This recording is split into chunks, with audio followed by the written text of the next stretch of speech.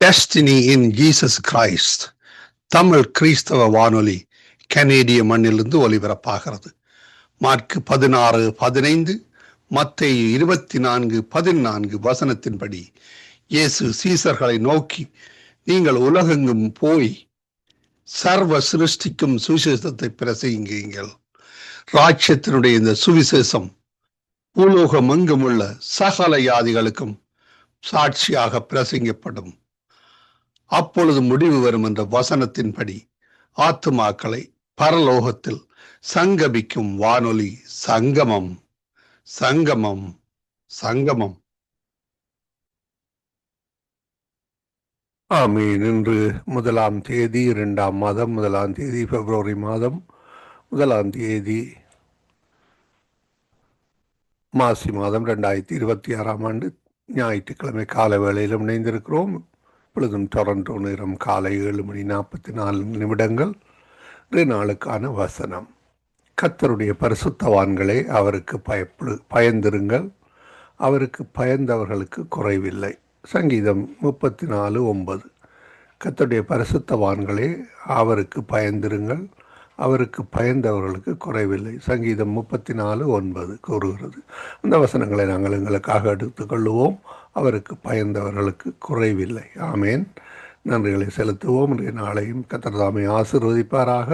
இன்றைய நாளில் பரிசுத்த வேதாகம் புத்தகத்தை 365 நாளில் வாசித்து முடிக்கிறதுக்காக தொகுத்து வழங்குகின்ற அதிகாரங்கள் யாத்திராகமம் 5:6, சங்கீதம் 58, 59, பழைய ஏற்பாடு, புதிய ஏற்பாடு, ரோமர் 10:11. யாத்திராகமம் 5:6, சங்கீதம் 58, 59, ரோமர் 10:11. கேட்போம், ஆசீர்வாதங்களை பெற்றுக்கொள்வோம். கர்த்தர் தாமே வழி நடத்துவாராக.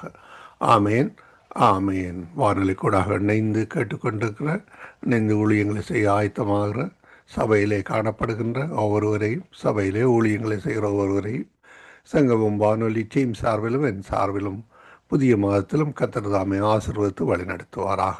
நாங்கள் இந்த வேளையிலும் இன்றைய நாளுக்கான வேத வாசிப்பட நினைவோமா? ஆமேன். யாத்திராகமம் 5ஆம் அதிகாரம்.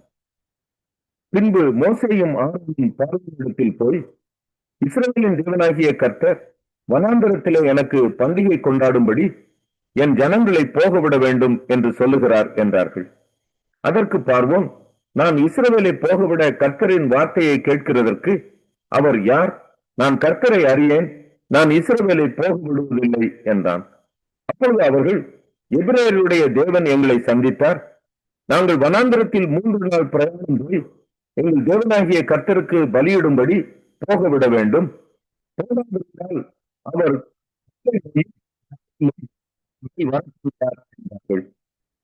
ராஜா அவர்களை நோக்கி, மோசேயும் ஆரோனுமாகிய நீங்கள் ஜனங்களை தங்கள் வேலைகளை விட்டு கலைய பண்ணுகிறது என்ன? உங்கள் சுமைகளை சுமக்க போங்கள் என்றான். பின்னும் பார்வோன், இதோ தேசத்தில் ஜனங்கள் மிகுதியாய் இருக்கிறார்கள், அவர்கள் சுமை சுமக்கிறதை விட்டு ஓய்ந்திருக்கும்படி செய்கிறீர்களே என்றான். அன்றியும் அந்நாளிலே பார்வோன் ஜனங்களின் ஆளோட்டிகளையும் அவர்கள் தலைவரையும் நோக்கி, செங்கல் வேலைக்கு நீங்கள் முன் போல இனி ஜனங்களுக்கு வைக்கோல் கொடுக்க வேண்டாம், அவர்கள் தாங்களே போய் தங்களுக்கு வைக்கோல் சேர்க்கட்டும், அவர்கள் முன் செய்து கொடுத்த கணக்கின்படியே செங்கல் செய்யும்படி சொல்லுங்கள், அதிலே நீங்கள் ஒன்றும் குறைக்க வேண்டாம், அவர்கள் சோம்பலாய் இருக்கிறார்கள், அதனால் நாங்கள் போய் எங்கள் தேவனுக்கு பலியிடுவோம் என்று கூக்குரல் இடுகிறார்கள். அந்த மனிதர் மேல் முன்னும் அதிக வேலையை சுமத்துங்கள், அதில் அவர்கள் கஷ்டப்படட்டும், வீண் வார்த்தைகளுக்கு அவர்கள் செவி கொடுக்க விடாதிருங்கள் என்று கட்டளையிட்டான். அப்பொழுது ஜனங்களின் ஆளோட்டிகளும் அவர்கள் தலைவர்களின் புறப்பட்டு போய் ஜனங்களை நோக்கி, வைக்கோல் கொடுப்பதில்லை, நீங்களே சம்பாதியுங்கள், ஆனால் உங்கள் வேலையில் ஒன்றும் குறைக்கப்படுவதில்லை என்று சொல்லுகிறார் என்றார்கள்.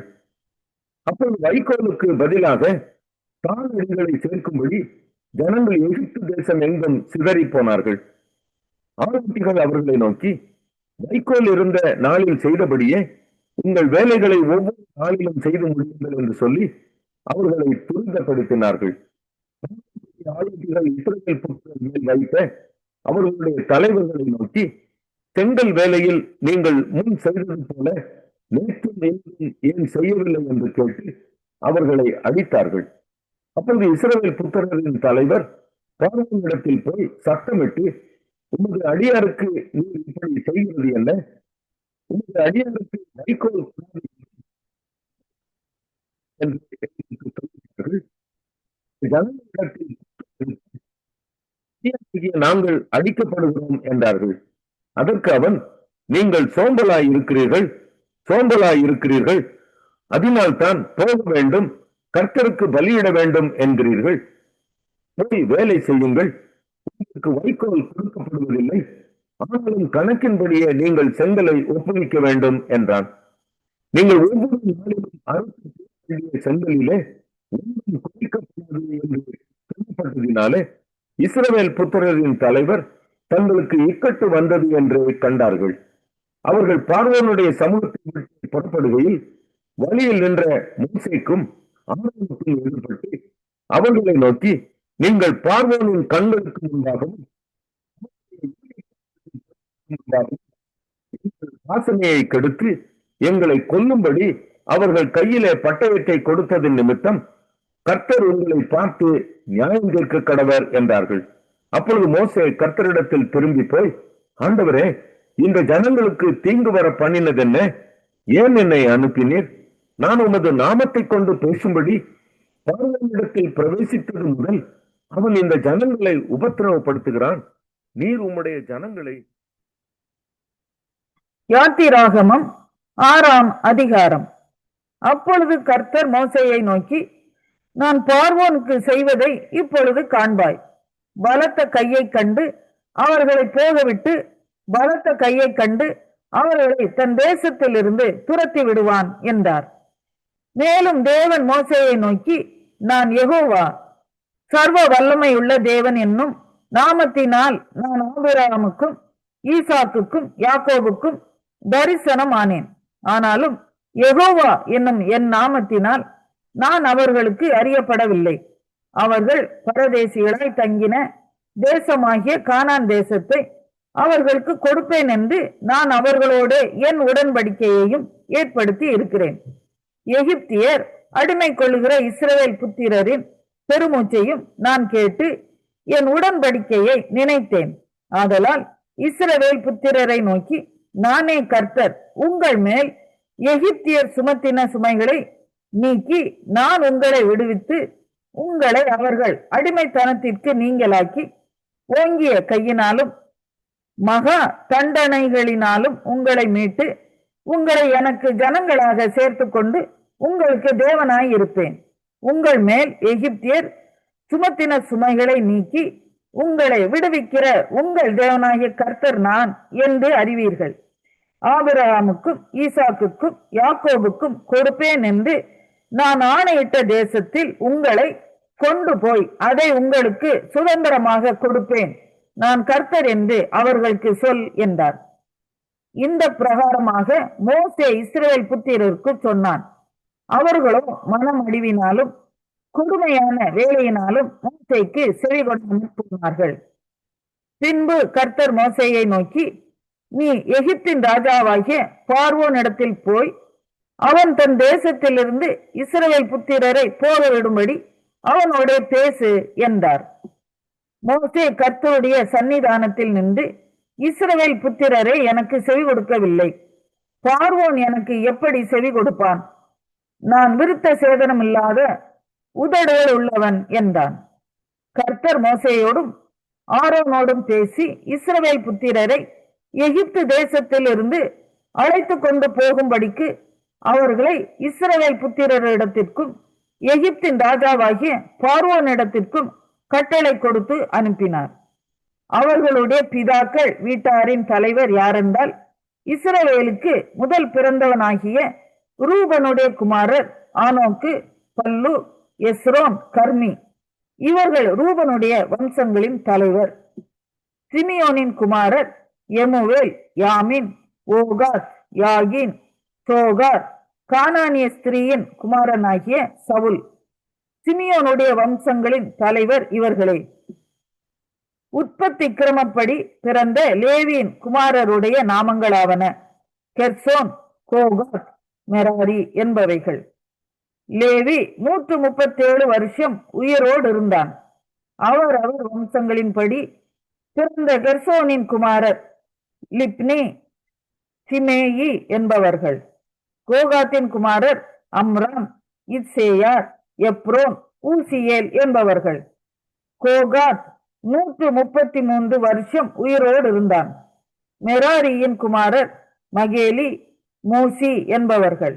அவர் சந்ததியின்படி லேவியினுடைய வம்சங்களின் தலைவர் இவர்களே. அம்ராம் தன் அத்தையாகிய யோகபேத்தை விவாகம் பண்ணினான். அவள் அவனுக்கு ஆரோனையும் மோசேயையும் பெற்றாள்.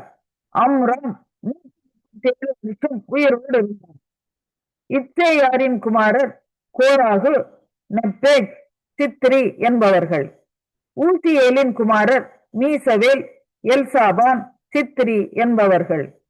ஆரோன் அம்மினதாவின் குமாரத்தையும் நகசோனின் சகோதரியுமாகிய எலிசபாலை விவாகம் பண்ணினான். இவள் அவனுக்கு நாதாவையும் அபியூவையும் எலேயாசாரையும் இத்தாமாரையும் பெற்றாள். கோராகின் குமாரர் ஆசீர், எல்கானா, அபியாசாப் என்பவர்கள். கோராகியரின் வம்ச தலைவர் இவர்களே. ஆரோனின் குமாரனாகிய எலேயாசார் பூத்தியேலுடைய குமாரத்திகளில் ஒருத்தியை விவாகம் பண்ணினான். அவள் அவனுக்கு பினேகாசை பெற்றாள். அவர் வம்சங்களின்படி லேவியருடைய பிதாக்களாகிய தலைவர் இவர்களே. இஸ்ரவேல் புத்திரரை அணி அணியாய் எகிப்து தேசத்திலிருந்து நடத்தி கொண்டு போவதற்கு கர்த்தரால் கட்டளை பெற்ற ஆரோனும் மோசேயும் இவர்களே. இஸ்ரவேல் புத்திரரை எகிப்திலிருந்து நடத்தி கொண்டு போவதற்கு எகிப்தின் ராஜாவாகிய பார்வோனோடே பேசின மோசேயும் ஆரோனும் இவர்களே. கர்த்தர் எகிப்து தேசத்திலே மோசேயோடே பேசின நாளில் கர்த்தர் மோசேயை நோக்கி, நானே கர்த்தர், நான் உன்னோடே சொல்லுகிறவைகளை எல்லாம் நீ எகிப்து ராஜாவாகிய பார்வோனுக்கு சொல் என்று சொன்னபோது, மோசே கர்த்தருடைய சன்னிதானத்தில், நான் விருத்த சேதனம் இல்லாத உதடுகள் உள்ளவன், பார்வோன் எனக்கு எப்படி செவி கொடுப்பான் என்றான். 58ஆம் சங்கீதம். தான் கெட்டு போகாத படிக்கு அல் தஷ்கேத் என்னும் வாத்தியத்தில் வாசிக்க தாவீது பாடி ராக தலைவனுக்கு ஒப்புவித்த மிக்தாம் என்னும் சங்கீதம். மௌனமாய் இருக்கிறவர்களே, நீங்கள் மெய்யாய் நீதியை பேசுவீர்களோ? மனுபுத்திரரே, நியாயமாய் தீர்ப்பு செய்வீர்களோ? மனதார நியாயக்கேடு செய்கிறீர்கள். பூமியிலே உங்கள் கைகளின் கொடுமையை நிறுத்து கொடுக்கிறீர்கள். துன்மார்க்கர் கற்பத்தில் உட்பவித்தது முதல் பேதலிக்கிறார்கள். தாயின் வயிற்றிலிருந்து பிறந்தது முதல் பொய் சொல்லி வழி தப்பி போகிறார்கள். சர்ப்பத்தின் விஷத்துக்கு ஒப்பான விஷம் அவர்களில் இருக்கிறது. பாம்பாட்டிகள் வினோதமாய் ஊதினாலும் அவர்கள் ஊதும் சத்தத்திற்கு செவிகொடாதபடிக்கு தன் காதை அடைக்கிற செவிட்டு விரியனை போல் இருக்கிறார்கள். தேவனே, அவர்கள் வாயிலுள்ள பற்களை தகர்த்து போடும். கர்த்தாவே, பால சிங்கங்களின் கடைவாய் பற்களை நொறுக்கி போடும். கடந்தோடுகிற தண்ணீரை போல் அவர்கள் கழிந்து போகட்டும். அவன் தன் அம்புகளை தொடுக்கும் போது அவைகள் சின்ன பின்னமாய் போக கடவது. கரைந்து போகிற நத்தையை போல் ஒளிந்து போவார்களாக. ஸ்திரீயின் முதிரா பிண்டத்தை போல் சூரியனை காண்பிருப்பார்களாக. முள் நெருப்பினால் உங்கள் பானைகளில் சூடேறும் முன்னே பச்சையானதையும் எரிந்து போனதையும் அவர் சுழல் காற்றினால் அடித்து கொண்டு போவார். பழிவாங்குதலை நீதிமான் காணும் போது மகிழுவான். அவன் தன் பாதங்களை துன்மார்க்கனுடைய இரத்தத்திலே கழுவுவான். அப்பொழுது மெய்யாய் நீதிமானுக்கு பலன் உண்டென்றும் மெய்யாய் பூமியிலே நியாயம் செய்கிற தேவன் உண்டென்றும் மனுஷன் சொல்லுவான்.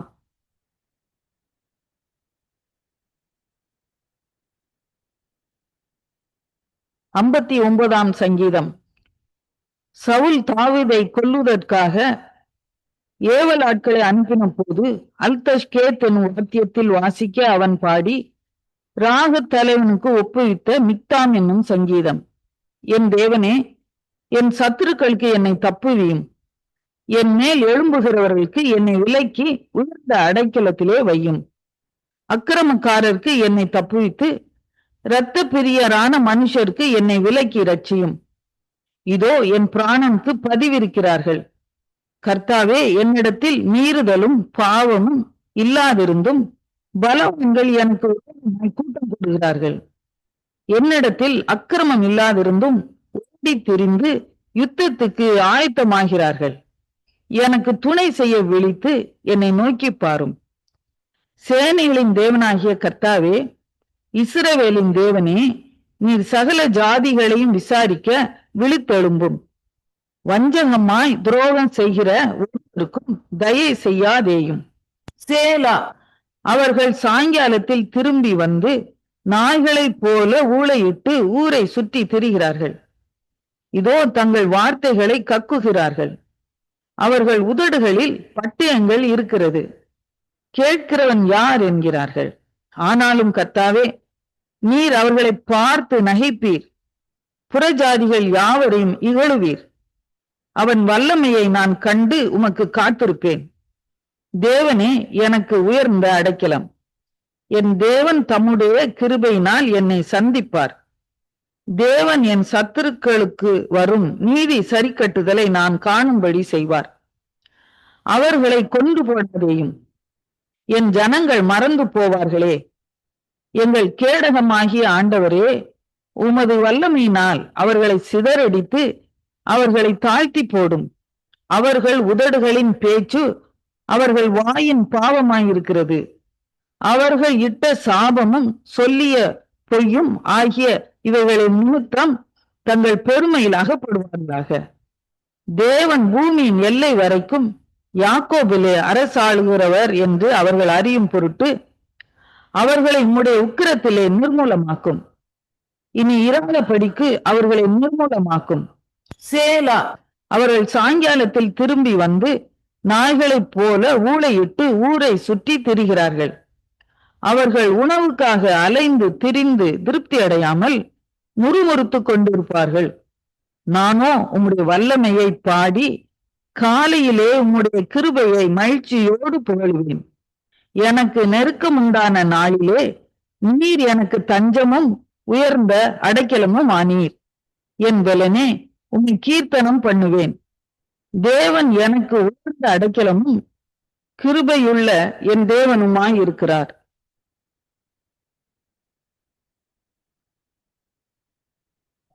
ரோமர் 10ஆம் அதிகாரம்.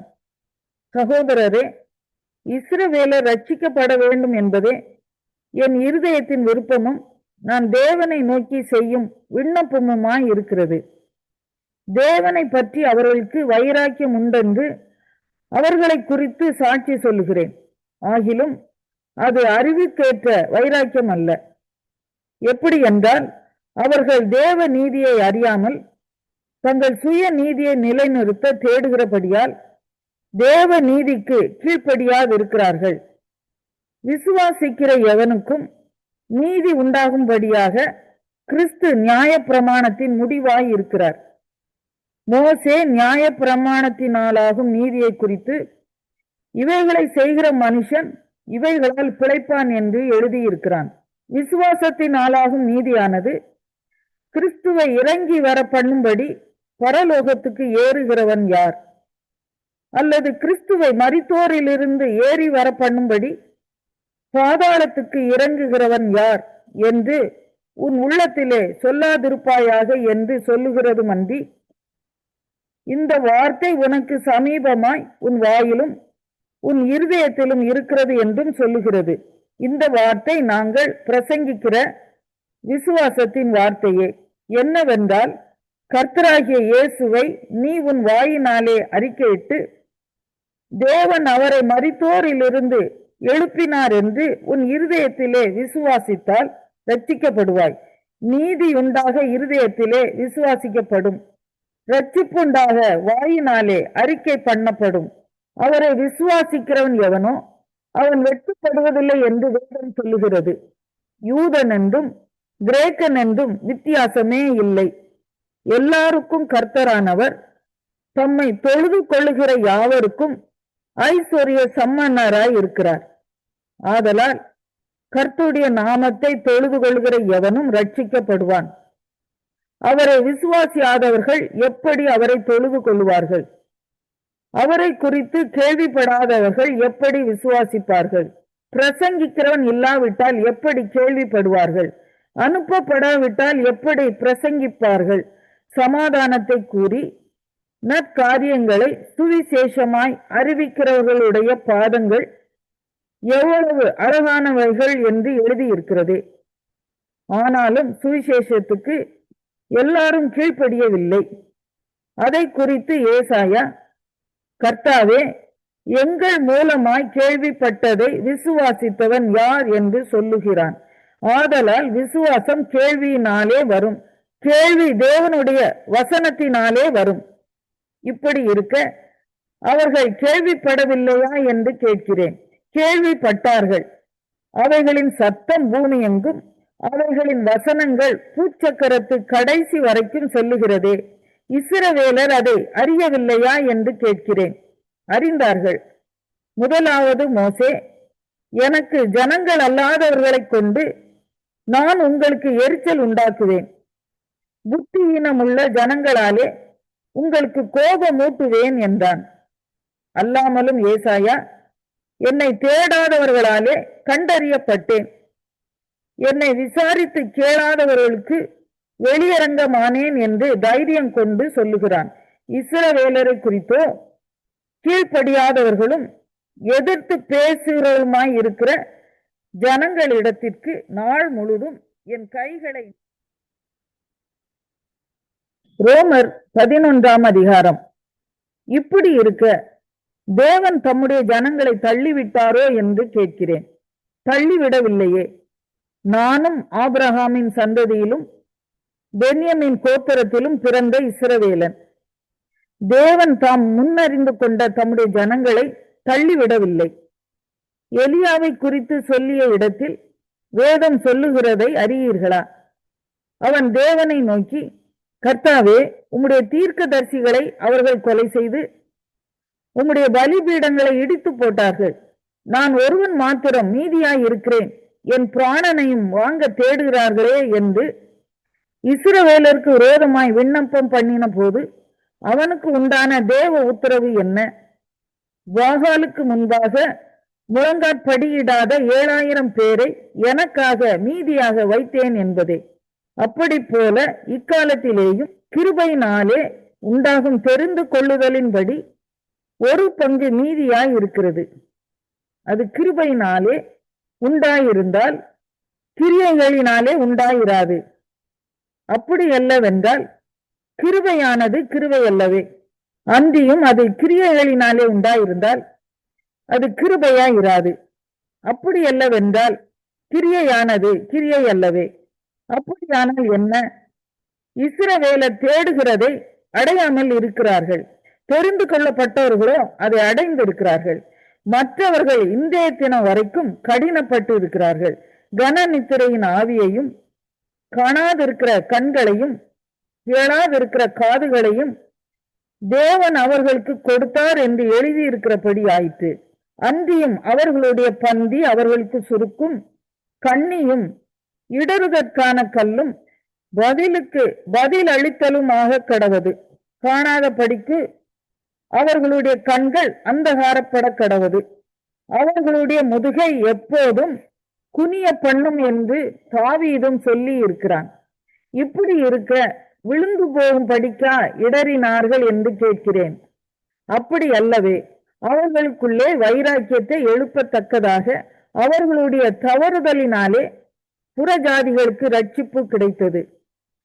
அவர்களுடைய தவறு உலகத்திற்கு ஐஸ்வர்யமும் அவர்களுடைய குறைவு புறஜாதிகளுக்கு ஐஸ்வர்யமாய் இருக்க அவர்களுடைய நிறைவு எவ்வளவு அதிகமாய் அப்படி இருக்கும். புறஜாதியாராகிய உங்களுடனே பேசுகிறேன். புறஜாதிகளுக்கு நான் அப்போஸ்தலனாய் இருக்கிறதினாலே என் இனத்தாருக்குள்ளே நான் வைராக்கியத்தை எழுப்பி அவர்களில் சிலரை ரட்சிக்க வேண்டும் என்று என் ஊழியத்தை மேன்மைப்படுத்துகிறேன். அவர்களை தள்ளிவிடுதல் உலகத்தை ஒப்புரவாக்குதலாயிருக்க அவர்களை அங்கீகரித்துக் கொள்ளுதல் எண்ணமாயிராது. மரித்தோரிலிருந்து ஜீவன் உண்டானது போல் இருக்கும் அல்லவோ? மேலும் முதற் பலனாகிய மாவானது பரிசுத்தமாய் இருந்தால் பிசைந்த மா முழுவதும் பரிசுத்தமாய் இருக்கும். வேறானது பரிசுத்தமாய் இருந்தால் கிளைகளும் பரிசுத்தமாய் இருக்கும். சில கிளைகள் முறித்து போடப்பட்டிருக்க காட்டொலிவ மரமாகிய நீ அவைகள் இருந்த இடத்தில் ஒட்ட வைக்கப்பட்டு ஒலிவ மரத்தின் வேருக்கும் சாரத்துக்கும் உடன் பங்காளியாய் இருந்தாயானால் நீ அந்த கிளைகளுக்கு விரோதமாய் பெருமை பாராட்டாதே. பெருமை பாராட்டுவாயானால் நீ வேரை சுமக்காமல் வேர் உன்னை சுமக்கிறதென்று நினைத்துக்கொள். நான் ஒட்ட வைக்கப்படுவதற்கு அந்த கிளைகள் முறித்து போடப்பட்டதென்று சொல்லுகிறாயே, நல்லது. அவிசுவாசத்தினாலே அவைகள் முறித்து போடப்பட்டன. நீ விசுவாசத்தினாலே நிற்கிறாய். மேட்டிமை சிந்தையாய் இராமல் பயந்திரு. சுவாப கிளைகளை தேவன் தப்ப விடாதிருக்க உன்னையும் தப்ப விட மாட்டார் என்று எச்சரிக்கையாயிரு. ஆகையால் தேவனுடைய தயவையும் கண்டிப்பையும் பார்.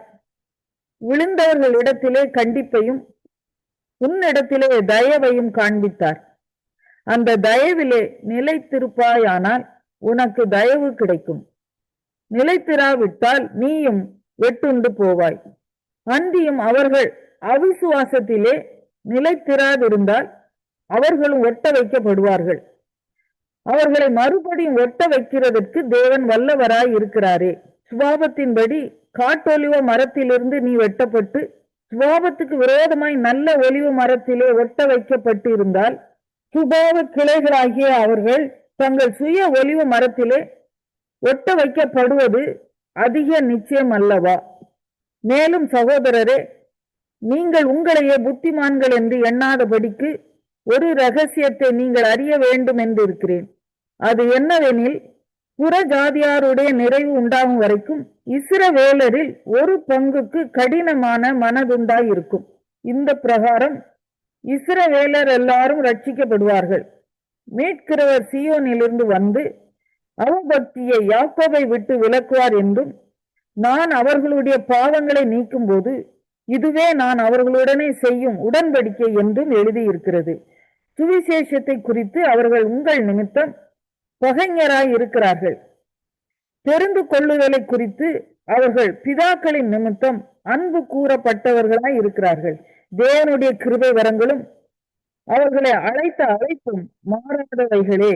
ஆதலால் நீங்கள் முற்காலத்திலே தேவனுக்கு கீழ்ப்படியாதிருந்து இப்பொழுது அவர்களுடைய கீழ்ப்படியாமையினாலே இரக்கம் பெற்றிருக்கிறது போல அவர்களும் இப்பொழுது கீழ்ப்படியாமல் இருந்தும் பின்பு உங்களுக்கு கிடைத்த இரக்கத்தினாலே இரக்கம் பெறுவார்கள். எல்லார் மேலும் இரக்கமாய் இருக்கத்தக்கதாக தேவன் எல்லாரையும் கீழ்ப்படியாமைக்குள்ளே அடைத்து போட்டார். தேவனுடைய ஐஸ்வர்யம், ஞானம், அறிவு என்பவர்களின் ஆழம் எவ்வளவாய் இருக்கிறது! அவருடைய நியாய தீர்ப்புகள் அளவிடப்படாதவர்கள், அவருடைய வழிகள் ஆராய்ச்சிகள். கர்த்தருடைய சிந்தையை அறிந்தவன் யார்? அவருக்கு ஆலோசனைக்காரனாய் இருந்தவன் யார்? தனக்கு பதில் கிடைக்கும்படிக்கு முந்தி அவருக்கு ஒன்றை கொடுத்தவன் யார்? சகலமும் அவராலும் அவர் மூலமாயும்